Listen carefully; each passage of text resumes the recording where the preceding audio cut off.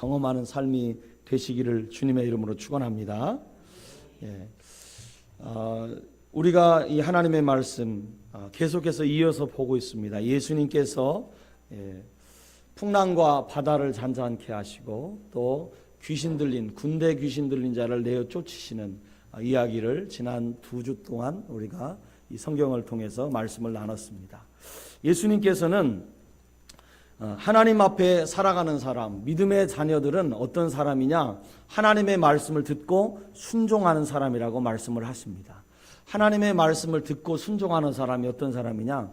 말 그대로 그 말씀 들으면 그게 진리인 줄로 믿고 따르는 사람입니다. 오늘 저와 여러분이요, 이 성경에 있는 말씀을 그대로 믿으면 여러분의 삶에 놀라운 역사가 있는 것을 믿으시길 바랍니다. 사람들은 이 성경의 말씀을 믿지 못합니다. 저희 어머니와 이렇게 이야기를 나눌 때가 있었습니다. 제가 교회 다니고 어머니는 교회를 다니지 않으십니다. 교회를 다니지 않으시니까 아들이 교회에 빠져서, 예수에 빠져서 절반쯤 미친 것으로 생각을 하셨습니다. 그렇게 보이죠? 예수님을 믿어도 예수님을 믿고 살면서 아들이 하는 삶을 보니까 도저히 이해가 되지 않는 것이었습니다. 아들의 선택은 늘 부모가 선택하는 그 선택과는 다른 선택을 살았습니다. 제가 중학교, 고등학교 다닐 때 공부를 열심히 했습니다. 그러나 반에서 뭐 이렇게 1등하거나 이런 적은 한 번도 없었습니다. 하지만 공부를 열심히 하고 또 할아버지, 아버지 이런 분들이 저를 보면서 기대가 있다면, 야, 우리 아들이 앞으로 좀 커서 그래도 세상에서 좀 인정받는 사람이 되면 좋겠다, 이런 생각을 하셨고, 할아버지의 소원은 아들이 한의사가, 손자죠, 손자가 한의사가 돼서 정말로 이렇게 명망 있는 그런 일들을 했으면 좋겠다라는 생각을 하셨습니다. 그런데 이 손자가 어느 날 예수님을 믿는다고 교회에 나가기 시작하더니 할아버지가 생각하는 거랑은 전혀 다른 삶을 시작했습니다. 아버지가 생각해도 황당한 삶을 계속해서 선택해 갔습니다. 평범한 삶을 살았으면 좋았고, 남들이 볼 때 괜찮은 삶을 선택해서 살았으면 좋았을 텐데, 나름대로 공부도 열심히 하고 이래서 이 아이가 공부 열심히 하면 좋은 대학 가서 괜찮은 일을 선택해서 살아갈 수 있을 텐데, 중학교 때 교회 다니기 시작하고 중학교가 지나면서 고등학교 때 예수님을 제대로 만나고, 예수님을 만나면서 열심히 기도하며 살다 보니까 정말 하나님께서 저를 인도하는 길이 부모님이 생각하고 있는 그 길이 아닌, 성경을 알고 싶고 성경 가운데 살고 싶고 하나님의 말씀 가운데 살고 싶은 소망으로 인도하는 그 길이 되었습니다. 그래서 그 길을 선택해서 사는데, 처음에 부모님이 원하는 그 길을 가지 않고 고등학교 3학년이 됐을 때 제가 이과를 다녔습니다. 요새도 이과 문과 있죠? 제가 이과 출신이에요. 이과. 그래서 고등학교 2학년 때 이과를 선택해서 이과에서 공부를 계속하고, 고등학교 3학년 때도 이과였는데, 이과가 됐는데 하나님께서 고등학교 2학년 말쯤에서 저를 부르시는 것이었어요. 어떻게 부르냐면 신학교를 갈 수 있는 비전을 저에게 허락해 주셨습니다. 그래서 제가 이과가 아닌 문과를 이렇게 전향을 하기 원했는데, 학교에서 저를 이과에서 문과로 전향하는 것이 안 된다고 그러더라고요. 이미 선택했기 때문에. 그래서 저는 이과인 채 문과 대학을 가기 위해서 시험을 준비를 했습니다. 학교에 가면 수업 시간에 옛날에 사회 1, 사회 2, 뭐 수학도 1, 수학 2 이렇게 있었죠. 근데 저는 이과에서는 수학 2까지 배웠는데 수학 2가 필요가 없었습니다. 수학 1만 필요했습니다. 그리고 사회는 1, 2가 다 필요해서 제가 공부하는 시간에 다른 공부를 하기도 하고 이렇게 했었습니다. 시험을 보러 가면은 그 학력고사 받는, 제가 잘 모르겠어요, 제 명칭도. 시험을 보러 가면은 시험을 보러 갈 때만 문과반에 책상을 들고 가서 시험을 봤습니다. 그렇게 학교에서도 이상한 행동을 제가 하기 시작했고, 또 더군다나 선생님은 저를 이해할 수가 없었습니다. 고등학교 3학년에 와서 첫 번째 시험을 봤는데 그 반에서 꽤 점수가 잘 나왔어요. 선생님 생각에 대학을 갈 수 있는 친구 중에 하나인데, 이 친구가 갑자기 야간 자습을 하지 않는다고 얘기를 하는 것이었습니다. 저희가 학교 다닐 때는 먼 데 사는 사람은 막자 끝날 때까지 야간 자습하고, 그렇지 않은 사람은 11시까지 야간 자습을 했습니다. 그래서 야간 자습을 해야 되는데 저는 그 당시에 그 선생님 볼 때 제정신이 아닌 사람이었습니다. 성적도 괜찮은데 야간 자습을 하지 않는 것이었어요. 그래서 야간 자습을 하는 시간에 일주일에 며칠을 하냐면 월요일이랑 화요일만 야간 자습을 했습니다.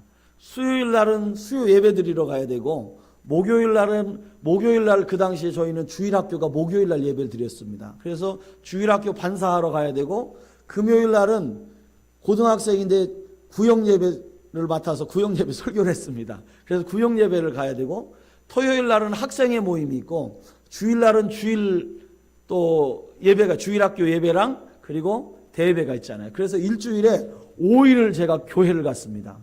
선생님이 저를 불렀습니다. 야, 한덕진, 너 어떻게 하려고 그래? 너 이렇게 해가지고 대학 가겠어?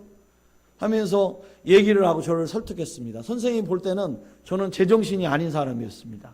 일주일에 5일을 밤에 교회를 가는 고3짜리 학생이 있었을까요? 지금도 없을 겁니다.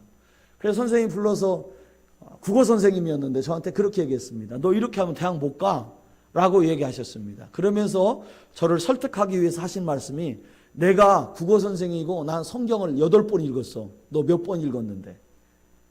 한 번도 안 읽었거든요. 고등학교 3학년이 되도록 성경을 처음부터 끝까지 한 번도 읽은 경험이 없었습니다. 선생님은 예수는 믿지 않지만 성경을 문학적으로 읽는다고 8번이나 읽었대요. 그래서 나도 이렇게 하는데 막 하면서 뭐라고 얘기를 하는 것이었습니다. 양보하지 않고 교회 가는 것을 포기하지 않았습니다. 이상한 사람이었습니다. 부모가 생각할 때 이제 부모한테 감추다가 어느 때 부모한테 얘기를 해야 되느냐, 이제 원서를 써야 되는 그때는 부모한테 얘기를 해야 됩니다. 저희가 원서 쓸 때는 부모님이 학교에 가서 상담을 했어요. 그래서 어디 가야 된다 선생님이 권하면 거기를 가야 되는데, 부모님이 이제 갈 때가 다 됐는데, 제가 하나님 앞에 고등학교 때부터 2학년 때 말부터 계속해서 기도하는 게, 하나님이 허락하시면 제가 가겠습니다. 하나님이 증거를 보여주시고 하나님이 일해 주시기를 원합니다. 계속해서 토요일마다 학생의 예배가 마치면 밤마다 가서 기도를 하고, 금요일마다 가서 철야를 하면서 주님 앞에 기도를 했습니다. 이제 얼마 남지 않았는데 어떻게 해야 되나? 우리 부모님한테 내가 신학교를 간다고 하면은 우리 불교 집안 아주 그런 곳에서 난리가 날 텐데, 아까 예전에 설교할 때 그런 말씀 드렸죠. 제가 향천사 주일학교, 우리나라에 불교 주일학교가 생길 때 처음으로 거기에 할머니한테 끌려갔던 사람이라고. 집안이 예수 열심히 믿었는데, 안 믿었는데 저만 예수 믿었던 사람이었어요. 그래서 향천사, 예산의 향천사 주일학교까지 끌려가서 부모님과 할머니는 그 믿음을 그대로 받기를 원했는데, 어느 날 교회를 나가기 시작하더니 조상들 앞에 제사 드리는 것도 지내지 않는다고 하지를 않나? 그러더니 이제는 하물며 그것에서 그치는 것이 아니라 신학대학교를 간다고 말을 하려고 하니 이게 답이 안 나오는 것이었습니다. 하나님 앞에 기도하면서 증거를 보여달라고 열심히 기도하는데 하나님이 그 증거를 보여주셨습니다. 어머니의 입술을 통해서 보여주셨고, 그래 응답하셨어 라고 믿고 어머니에게 그제 신학교에 가겠다고 말씀을 드렸습니다. 어머니가 그 이야기를 아버지한테 전했더니 아버지가 술 먹고 술 드시고 꺼이꺼이 우셨다고 합니다. 정말로 우리 아들이 아버지가 원하는 그 길을 가지 않는 것을 보면 너무나 마음 아파하는, 또 가정 안에 불화가 있을 거라는 생각 때문에 너무나 힘들어하시는 그 아버지의 모습이 있었던 것을 제가 알고 있습니다. 그런 과정 속에서 저는 하나님께서 저를 부르심 때문에 그 가정의 어려움과 힘듦이 있음에도 불구하고 그 길을 가기로 결정을 했고, 그 응답의 결과로 신학교에 갔습니다. 신학교에 가서 예수님을 믿었고, 신학교에 가서 복음을 위해서 순종하기로 했는데, 그 신학교에 갔을 때 그래도 부모님이 제 안에 가진, 저에 대한 기대를 가진 건 뭐냐면, 우리 아들이 신학교에 갔지만 이제 신학교에서도 조금 사람들한테 인정받을 만한 공부 열심히 해서 교수가 됐으면 좋겠다. 이런 마음이 또 예수 믿는 건 괜찮은데 신학교 가도 남들보다 잘 됐으면 좋겠다. 이런 생각을 했던 거예요. 그런데 신학교를 다니고 성경을 읽다 보니까 이 성경 속에서 예수님이 어떻게 사셨나 보니까, 예수님은 가난한 자와 함께 있었고, 죄인들과 함께 있었고, 장애를 가진 사람들과 함께 있었고, 또 여자들과 함께 있었고 어린아이를 축복했고 남들이 싫어하는 사람들을 만났고 세리와 창녀의 친구로 지내셨다. 이 성경 말씀을 읽다가 신학교에서 공부하다 보니까 이 땅에 교회가 이런 사람들과 함께하는 교회가 없는 거예요. 그러면 성경을 읽고 예수님을 바라보니까 무슨 생각을 하냐? 내가 예수님의 사람으로 예수님을 따라 산다고 말했는데 내가 예수님이 이렇게 사셨는데 나는 어떻게 주님 앞에 사역해야 될까 고민하게 됐어요. 그 고민을 하면서 제 안에 생긴 생각이 뭐예요? 예수님 따라 순종해야지, 말씀 따라 사는 것이 주님이 내게 주신 그 놀라운 사명의 길이지 라고 생각을 하게 됐습니다. 그래서 제가 제 인생을 선택할 때 또 무슨 선택을 했겠어요? 군대에 갔다 오고 신학교 2학년 때부터 이런 말씀대로 사는 신학교의 동아리가 뭐가 있을까 찾기 시작했습니다. 신학교 안에 있는 동아리 중에 그렇게 사는 동아리가 있는데 한사랑 장애인 선교회라는 장애인들을 위해 섬기는 동아리가 하나 있었습니다. 제가 거기를 찾아가서 거기 회원이 되고 장애인들을 위해서 매 주일마다 특수학교에 가서 주일 예배를 토요일 예배를 봉사를 했습니다. 그 봉사하는 과정을 계속 겪으면서 하나님이 결국 저를 어디로 부르셨느냐? 미랄 선교단으로 부르셨습니다.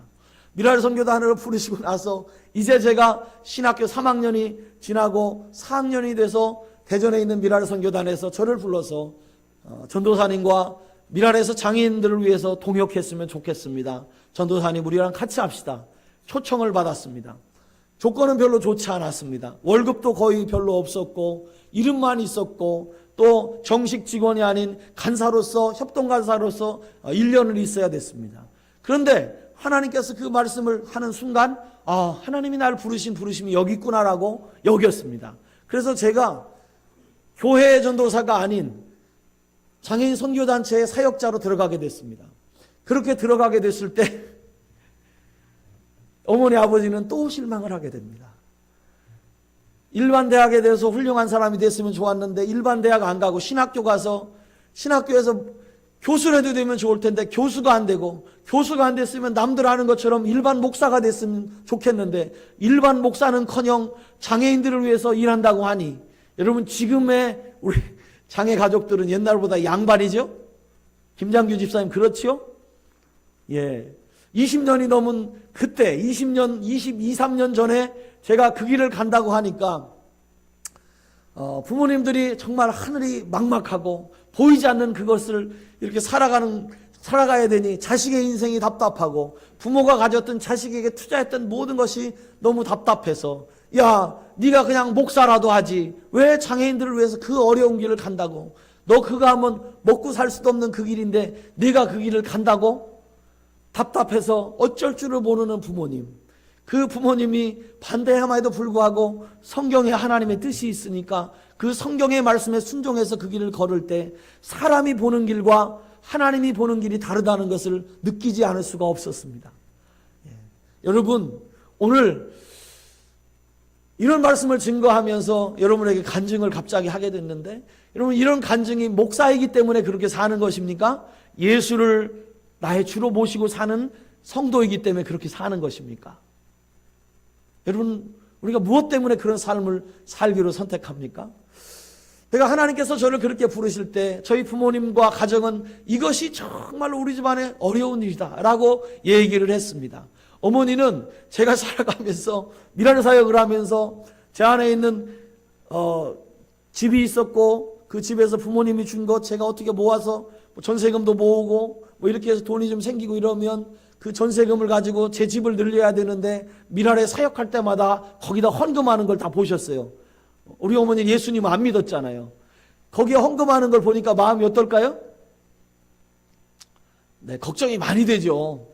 자기 살 길은 생각하지도 않고 저는 지금 어떻게 사는지도 모르고 그렇게 하고 있는 것처럼 보이는 것이었습니다. 나중에 아버지가 돌아가셨을 때 유산을 저에게 물려주셨습니다. 여러분들 유산 많이 받으셨죠? 저도 유산을 조금 받았습니다. 시골에 농지가 있고 집이 있는데 그것을 주셨습니다. 아버지가 돌아가시면서 저한테 주셨습니다. 근데 어머니가 이렇게 말씀하시는 겁니다. 아버지 돌아가셨고 그 유산을 주는데 그 땅을 우리 아들과 나 공동 명의로 하자 그러시더라고요. 그래서 어머니가 연세가 드셔서 욕심이 많으시네. 제가 이렇게 생각을 했어요. 그래서 나중에 시간을 지나서 어머니가 얘기를 하는데 뭐라고 얘기하시냐면, 내가 그 땅 너한테 줬다가 아버지하고 너한테 다 줬다가 너 그 땅 팔아가지고 밀안에 다 헌금하면 우리 어떻게 사냐, 이렇게 말씀을 하시는 것이었어요. 말씀에 미쳐도, 예수에 미쳐도 정도껏 미쳐라. 할렐루야. 여러분, 예수에 미쳐도 정도껏 미치시길 바랍니다. 여기 교회 나오면 사람들이 뭐라고 해요? 예수쟁이, 예수에 미친 사람들, 너 교회 가면 네 있는 거 다 뺏겨. 더 하나님한테 다 헌금하라고 하고, 집 전세금 빼서 헌금해야 되고, 땅도 팔고 집도 팔고 다 팔아가지고 주님께 드리라고 해. 절대 속지 마. 그래요, 안 그래요? 우리 어머니가 그것을 목격했기 때문에 결코 땅을 저한테 다 줄 수가 없었던 거예요. 그런 마음을 가지고, 사실 어머니 한 마음에 그런 마음이 있었던 것입니다. 예수를 믿어서 나의 모든 것을 드렸을 때 그것이 기쁨이 될까? 여러분, 여러분의 모든 것을 다 드려도 여러분의 삶에 기쁨이 있기를 주의 이름으로 축원합니다. 여러분, 그 누가 강요해서 드릴 수 있는 게 아니죠. 우리가 하나님께서 주신 메시아가 다스리는 이 세상, 하나님이 우리에게 도래하게 할 메시아의 나라, 하늘나라, 천국, 거기에서 영원히 하나님이 주신 상급을 받으면서 살아가는 것이 이 땅에서 우리가 주님이 주신 것보다, 사람이 주는 것보다 더 크다는 것을 우리가 믿으면 우리는 그렇게 살 수가 있는 것입니다. 여러분, 제가 재산을 그런 것을 드리는 것을 정말로 그 돈이 별것 아니라고 생각해서 드렸겠어요? 저는 돈이 좋습니다. 그런데 주님의 일을 하면서 그 주님의 일 가운데 그 돈이 좋기는 한데, 하나님이 살릴 생명, 하나님이 주신 소명, 하나님께서 이 땅에 주실 하나님의 나라의 다스림을 생각하니까 내가 그렇게 살아야겠다라는 생각을 하게 된 것입니다. 누구도 저에게 그것을 강요하진 않았습니다.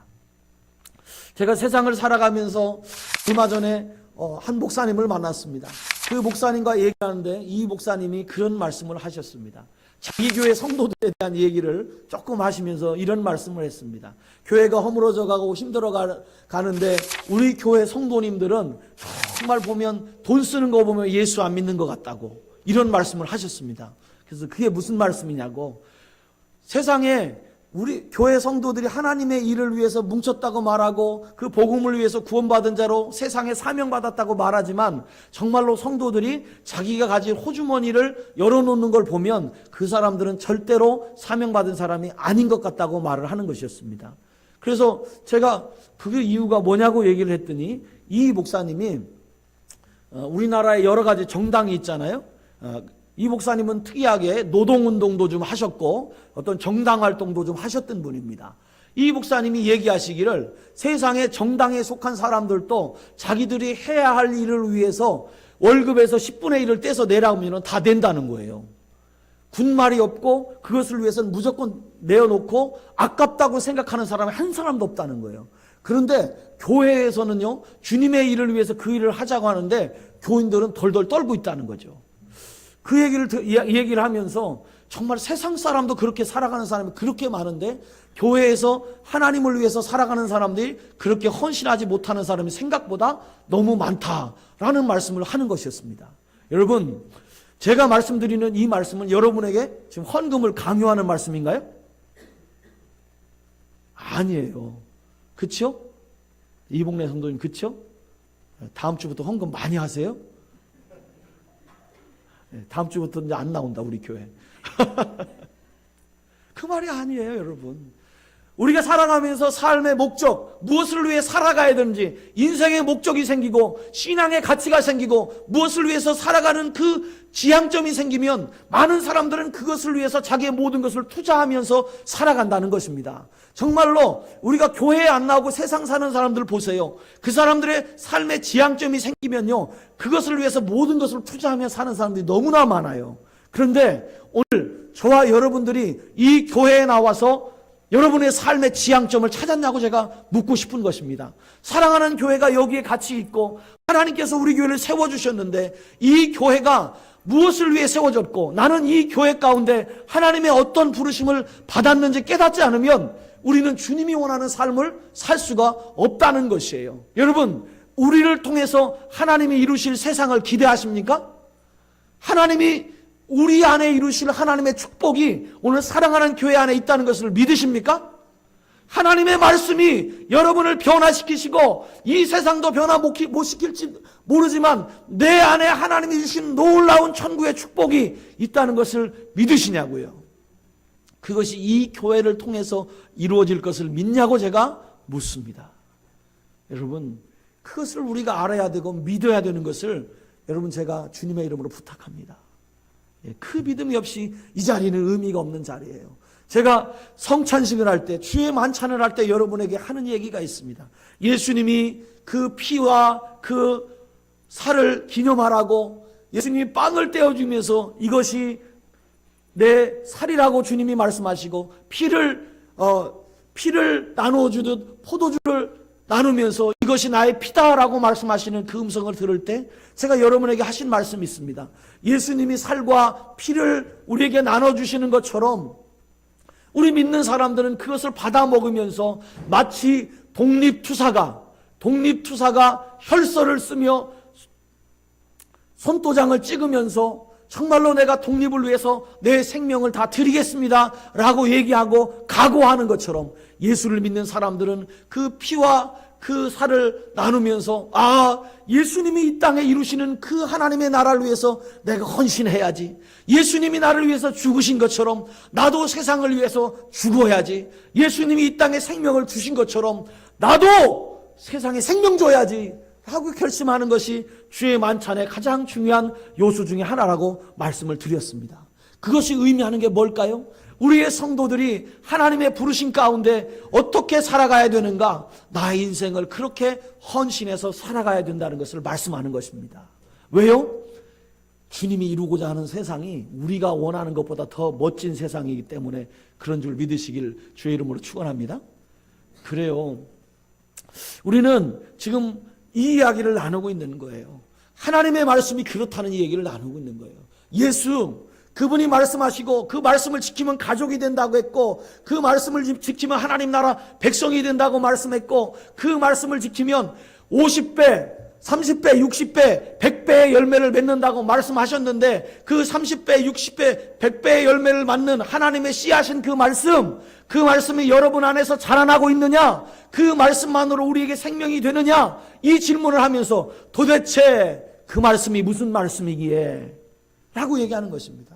여러분, 설교하는 이 설교자는 여러분 앞에 고백합니다. 그 말씀은 저를 붙잡는 말씀이었습니다. 그 말씀은 저를 변화시킨 말씀이었습니다. 그 말씀은 내 안에 있는 모든 미움과 증오들을 점점 사라지게 하는 말씀이었습니다. 그 말씀은 제 안에 소명을 가지게 하는 말씀이었고 그 말씀은 소망이 되는 말씀이었고 그 말씀은 이 세상을 창조하신 하나님이 내 안에 역사하셔서 나를 변화시키는 말씀이었습니다. 그 하나님의 능력은 지금 오늘 예수님을 통해서 가시적으로 세상에 보여지는 거예요. 도대체 그 하나님의 말씀이 뭐길래? 라고 얘기하면서 그 하나님의 말씀은 풍랑을 잠잠하게 합니다. 그 하나님의 말씀은 파도를 잠잠하게 하는 거예요. 여러분의 삶에 풍랑이 있고 여러분의 삶에 풍랑이 있다면 그 하나님이 그 파도와 풍랑을 전부 다 잠잠하게 할 것을 믿으시길 주의 이름으로 축원합니다. 그래서 성도의 삶에 그 나타나는 풍랑을 잠잠하게 하시는 그 예수님의 말씀은 말씀만으로 폭풍우를 잠잠하게 하셨으니까 그 예수님, 그 말씀하시는 예수님의 말씀을 여러분 들어보세요 라고 얘기하는 거예요. 그리고 지난주에 말씀드렸잖아요. 레게온 6,000명의 많은 군대 귀신이 들린 사람조차도 예수님 앞에서는 소용없다고요.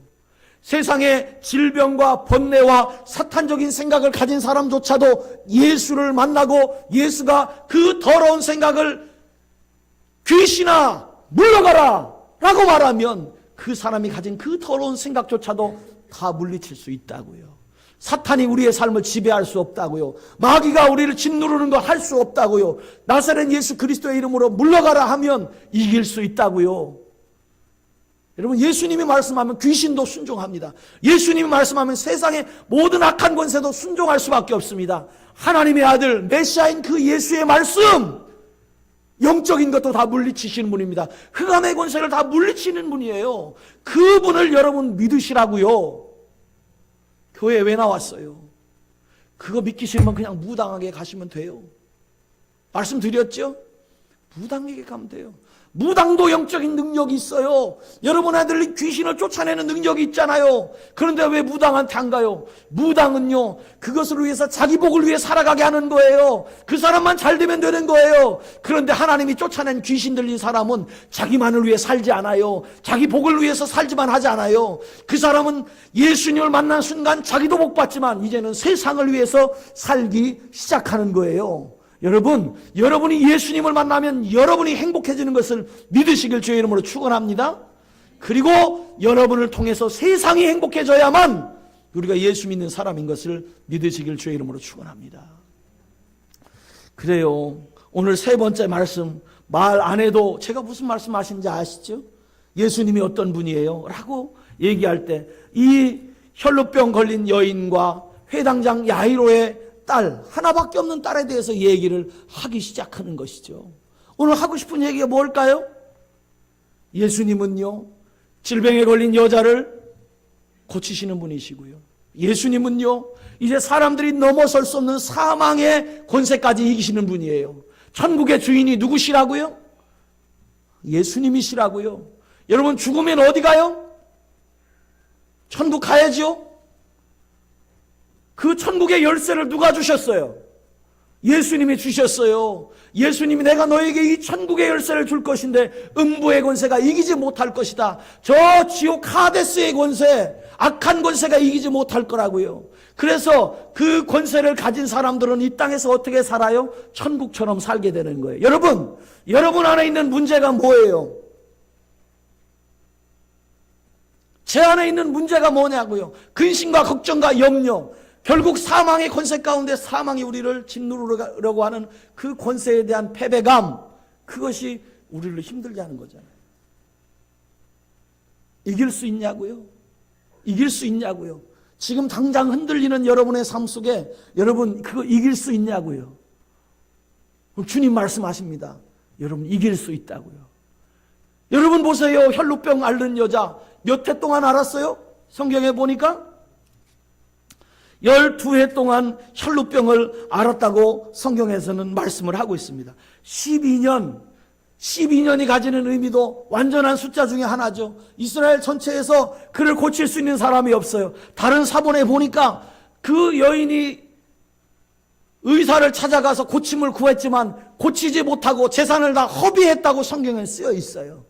그 여자는 사람에게 도움을 구했어요. 자기 병을 고치고 싶었어요. 오늘 성도들은 자기의 문제를 해결하고 싶어요. 그런데요, 그 성도들이 자기 문제를 어떻게 해결하고 싶어 하는지 아세요?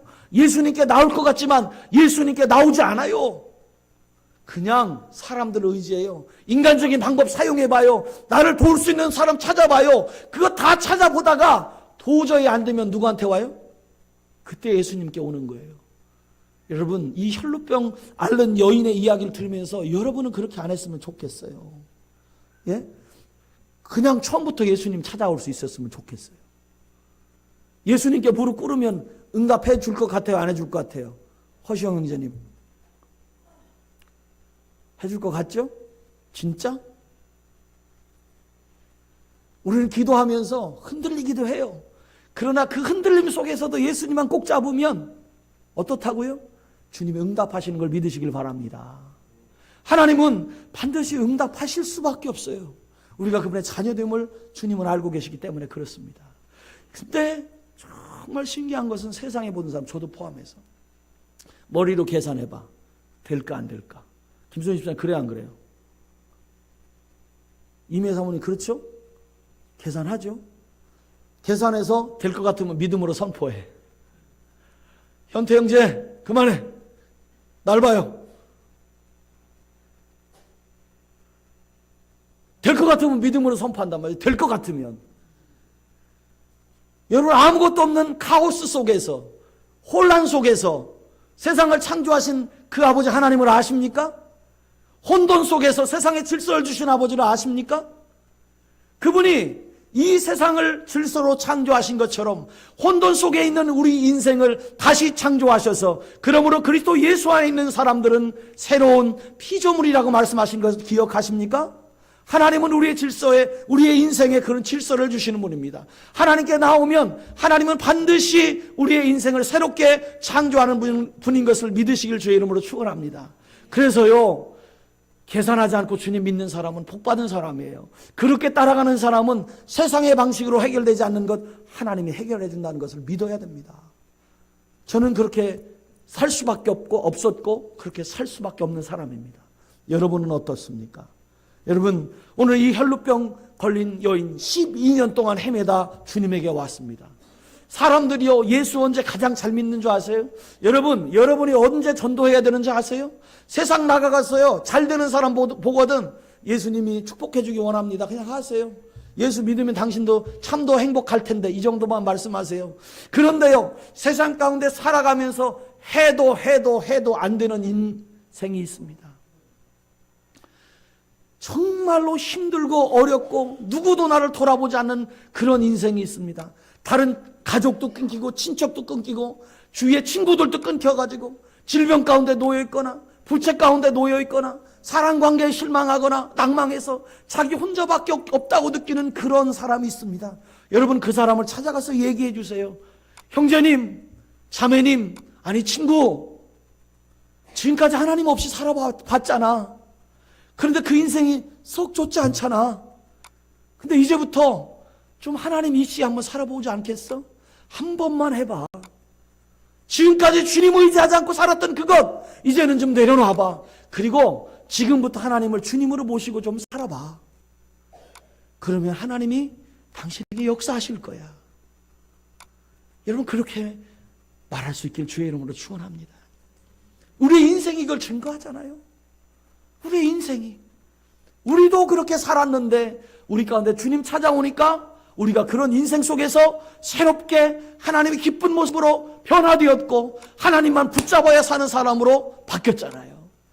여러분, 세상에 나가서 12해 동안 혈루병 앓은 여인이 나와서 예수의 소문을 들었던 것처럼 오늘 그 소문을 여러분이 내실 수 있기를 주의 이름으로 축원합니다.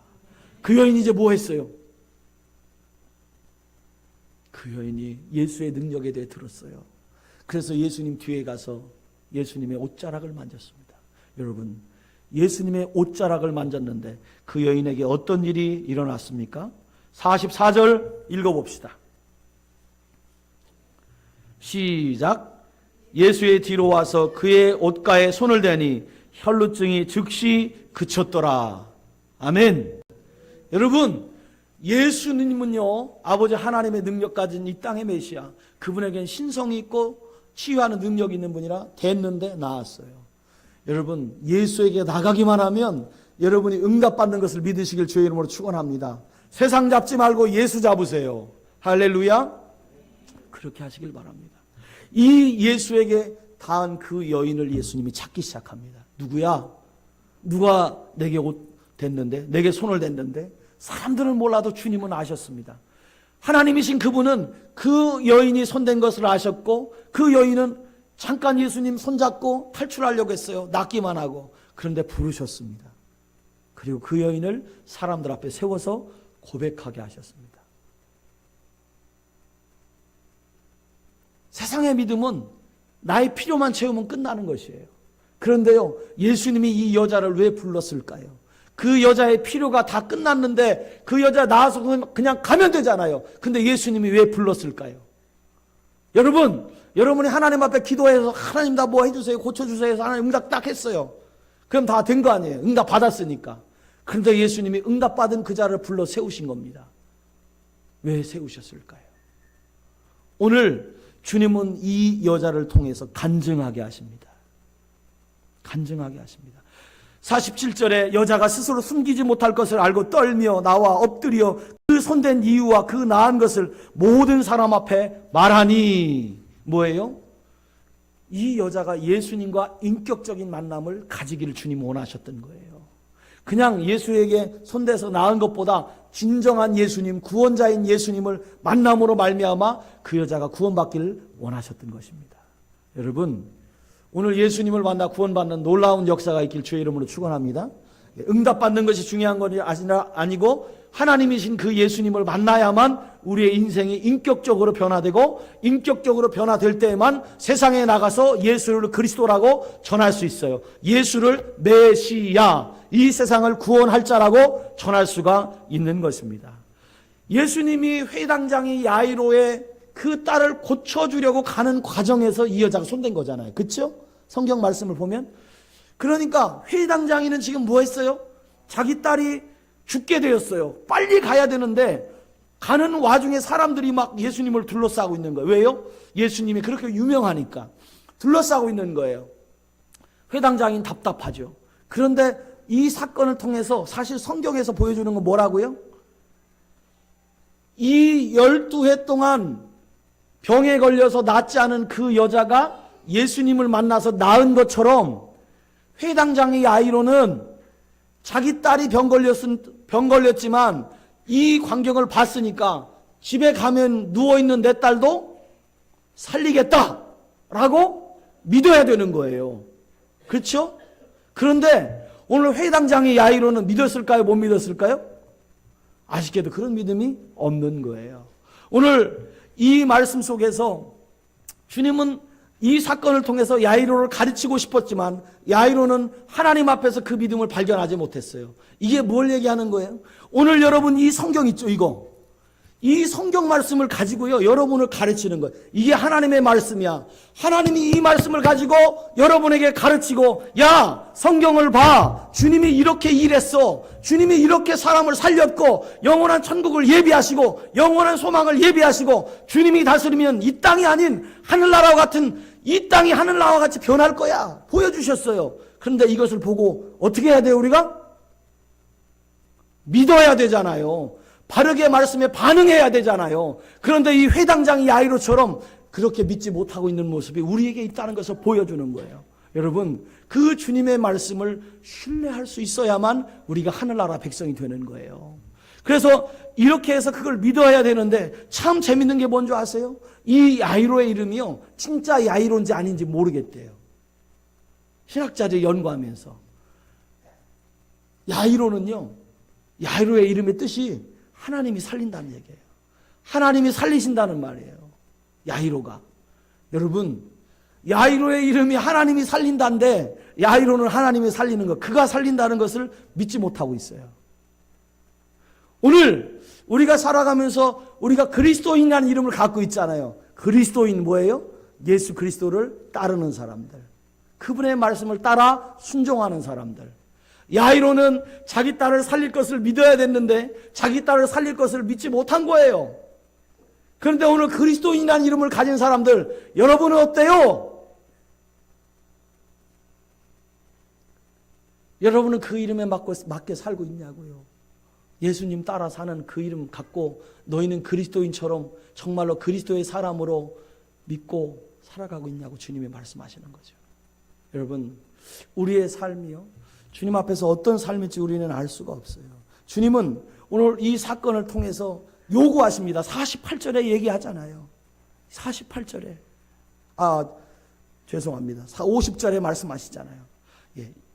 예수께서 들으시고 이르시되 두려워하지 말고 믿기만 하라. 그리하면 딸이 구원을 얻으리라. 예수님 말씀하시잖아요. 두려워 말고 믿기만 하라. 그러면 구원을 얻을 것이다 라고 했는데 그 말씀을 믿어야 되는데 그 뒤에 보면 웃기는 일이 생기잖아요. 무슨 웃기는 일이에요? 52절에 보십시오. 52, 53절에 보면 예수께서 울지 말라, 죽은 것이 아니라 잔다. 자, 53절 극적인 상황이 생겨요. 그들이 그 죽은 것을 아는 고로 비웃더라. 예수님이 혈루병 앓은 그 여자가 고쳐지는 그 순간에, 오는 순간에 소식이 왔어요. 그 아이 죽었으니까 더 이상 예수님을 괴롭게 하지 말라고. 그런데 예수님은 그 얘기를 듣고 그 아이 죽은 것 아니야, 자는 거야, 걱정하지 마, 너는 그냥 믿기만 해 라고 얘기한 거예요. 그랬는데 사람들이 볼 때 그 애가 죽었어요, 살았어요? 죽었어요. 여러분, 예수님 앞에 이 아이는 죽어 있습니까, 살아 있습니까? 살아있어요. 예수님은 죽지 않았다고 말씀했어요. 그런데 사람의 눈에는 죽었어요? 살았어요? 여러분, 사람의 눈이 정확해요? 정확하지 않아요? 정확해요. 사람이 볼 때 죽은 건 죽은 거예요. 의사가 사망을 선고했으면 사망인 거예요. 이 사람들이 지금 시체 한두 구 쳤겠어요? 죽어간 사람 한두 수 쳤고 이렇게 치웠겠냐고요. 사람 죽은 거 산 것 실신한 거 구분 못하겠어요? 안단 말이에요. 그런데 오늘 이 상황에 와서 예수님이 걱정하지 말라고 하는 그 상황에서 오늘 예수님이 시험 받는 게 아니라 누가 시험 받는 거예요? 야이로가 시험 받잖아요. 야이로가. 예수님이 말씀하니까 그 아이가 죽었는데 걱정하지 말라고 넌 믿기만 해 하니까 그래 내가 믿어야지. 내가 믿어야지. 예수님 말씀 믿어야지. 라고 해서 그래 하나님이 살려주실 거야 갔는데 거기 있는 주위의 사람들이 하는 얘기가 야 말도 안 돼. 죽었어. 끝났어. 그만해 이 자식아. 라고 말하고 있는 거잖아요. 야이로는 믿음을 가지려고 했다가 지금 그 믿음에 대한 다시 도전을 받고 있습니다. 여러분, 생명을 살리는 믿음은 어떤 믿음이냐? 우리에게 영생을 주시는 믿음은 어떤 믿음이냐? 이런 사람들의 이야기에도 불구하고 아니 주님은 살릴 거야 라고 생각하고 믿는 것이 오늘 우리가 가져야 되는 영생을 향한 믿음인 것을 여러분 확신하시길 주의 이름으로 축원합니다. 제가 오늘 막 침 튀면서 여러분에게 얘기하는 거예요. 막 침도 막 튀고 그래요. 근데 왜 이렇게 얘기할까요?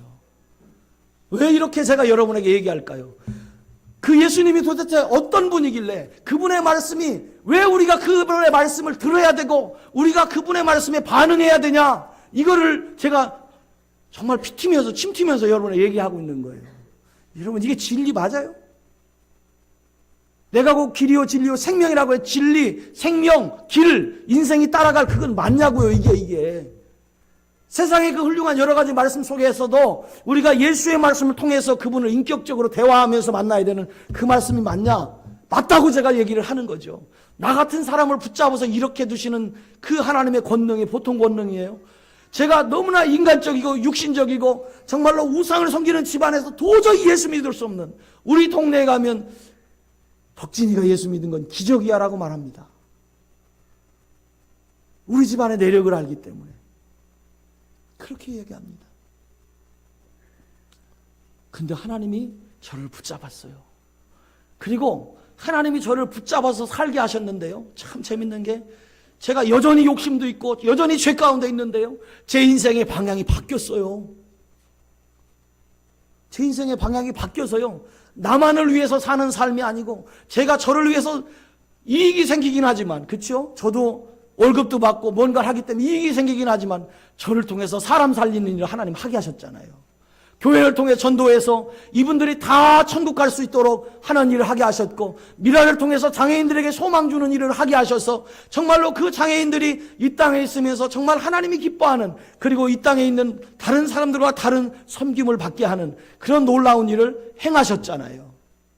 여러분 제 인생을 붙잡고 있는 하나님, 저를 여기에 세워두시고 꼭 붙들고 여기에서 말씀을 전하게 하시는 하나님, 그 하나님이 여러분을 붙드시기를 주의 이름으로 축원합니다.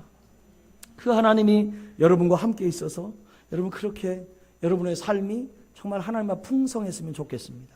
이제 말씀을 마무리합니다.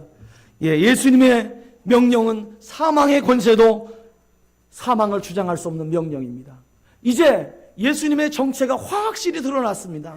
그분이 하시는 말씀을 왜 들어야 되는지, 우리가 이 세상에 목숨을 내놓고 순교하면서까지 예수님의 말씀을 왜 따라가야 되는지 오늘 그 예수님의 말씀의 정체가 다 보여지게 됐습니다. 성경을 통해서 성경을 따랐던 자들은 예수님을 따라서 죽음까지도 불사했습니다. 그들이 죽음까지도 불사한 이유는 죽어도 행복했기 때문에 그렇습니다.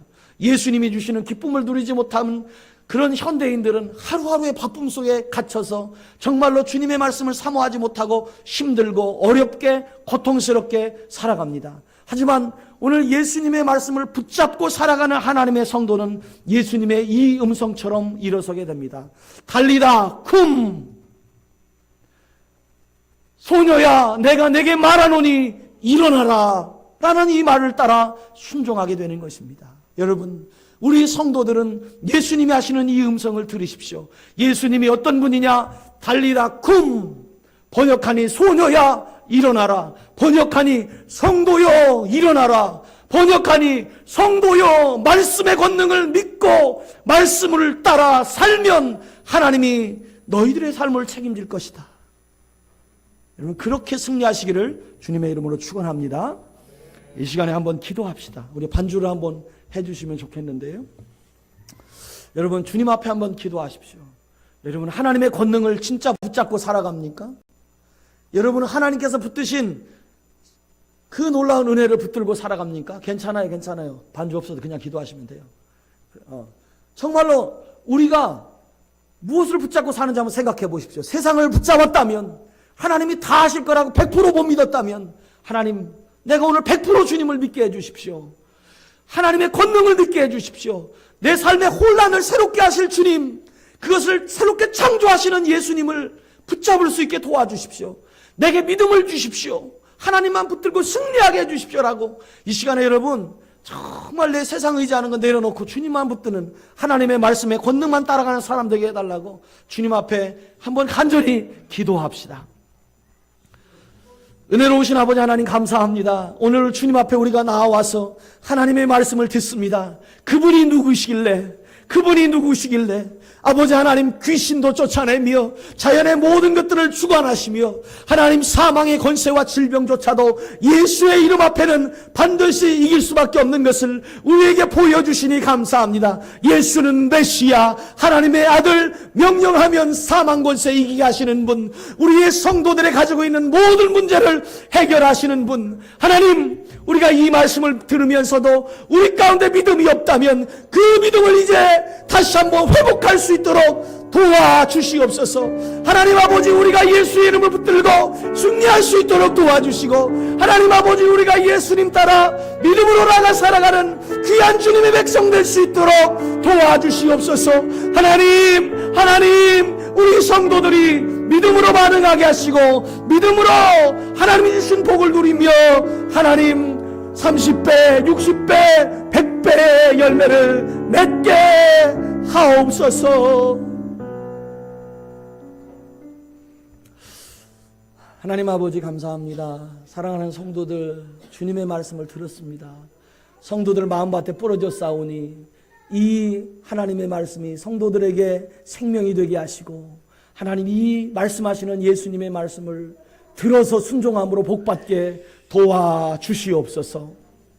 지금은 우리 주 예수 그리스도의 은혜와 아버지 하나님의 사랑과 성령님의 교통하심이 오늘 주님의 말씀을 들으며 달리다 쿰 소녀야 일어나라 하신 그 음성을 들으며 하나님 성도여 일어나라 라는 그 음성으로 하나님의 말씀을 듣고 내가 영적으로 일어나 하나님의 온전한 백성이 되겠나이다 라고 결심하고 믿음으로 주님 앞에 살기 원하는 사랑하는 교회, 사랑하는 주님의 성도들 머리 위에 이제부터 영원토록 함께 하시기를 나를 위해 십자가에서 죽으시고 사망 권세에 이기신 우리 주 예수님의 이름으로 축원하옵나이다. 아멘. 하나님 감사합니다. 그렇게 우리 살게 하시고 주님의 기쁨이 되게 하옵소서.